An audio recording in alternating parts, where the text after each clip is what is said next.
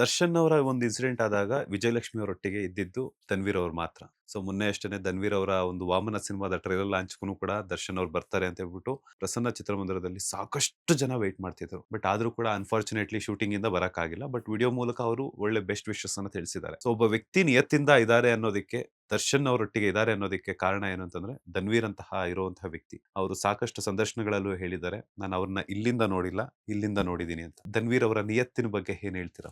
ನಿಜವಾಗ್ಲೂ ಪ್ರೀತಿ ಮಾಡೋ, ಅನ್ಫಾರ್ಚುನೇಟ್ಲಿ ಧನ್ವೀರ್ ಅವ್ರನ್ನ ನಾನು ಭೇಟಿ ಮಾಡಿಲ್ಲ, ಬಟ್ ಅವ್ರ ಕಾರ್ಯಗಳನ್ನೆಲ್ಲ ನಾನು ಸೋಷಿಯಲ್ ಮೀಡಿಯಾ ಮೂಲಕ ನೋಡ್ತಾ ಇದ್ದೀನಿ. ಯಾವುದೇ ಸಂಬಂಧ ಆಗ್ಲಿ ಮಂಜು ಅವರೇ, ನಿಜವಾದ ಪ್ರೀತಿ, ನಿಜವಾದ ವಿಶ್ವಾಸ, ನಿಜವಾದ ಸ್ನೇಹ ಅಂತ ಇದ್ರೆ ಯಾವ ಸಂದರ್ಭದಲ್ಲೂ ಕೈ ಬಿಡಲ್ಲ. ಧನ್ವೀರ್ ಹಾಗೇನೆ ಲಕ್ಷಾಂತರ ಅಭಿಮಾನಿಗಳು ದರ್ಶನ್ ಸರ್ ಅವ್ರಿಗೆ ಜೀವ ಕೊಡಕ್ಕೂ ತಯಾರಿರುವಂತವ್ರಿದ್ದಾರೆ.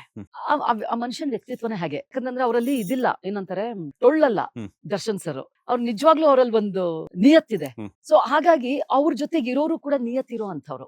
ಈಗ ಧನ್ವೀರ್ ಅವರು ಮಾಡಿರುವಂತ ಕೆಲಸ ನಿಜವಾಗ್ಲೂ ಅಮೇಝಿಂಗ್. ಯಾಕೆಂತಂದ್ರೆ ಅಷ್ಟು ನಂಬಿಕೆ, ಅಷ್ಟು ವಿಶ್ವಾಸ, ಅಷ್ಟು ಪ್ರೀತಿಯಿಂದ ಸಂಪೂರ್ಣವಾಗಿ ಅವ್ರನ್ನ ನಂಬಿದ್ದಾರೆ. ದರ್ಶನ್ ಸರ್ ಅವ್ರು ಎಷ್ಟೇ ದೊಡ್ಡ ಆಕ್ಟರ್ ಆದ್ರು ಅಥವಾ ಎಷ್ಟೇ ಶ್ರೀಮಂತರಾದ್ರು, ಏನೇ ಗಳಿಸ್ಕೊಂಡ್ರು, ಯಾರೂ ಗಳಿಸಕ್ಕಾಗದೇ ಇರೋದು ಒಂದು ದರ್ಶನ್ ಸರ್ ಅವ್ರ ಹತ್ರ ಇದೆ ಅಂತ ಅಂದ್ರೆ ನಿಷ್ಠಾವಂತ ಅಭಿಮಾನಿಗಳು.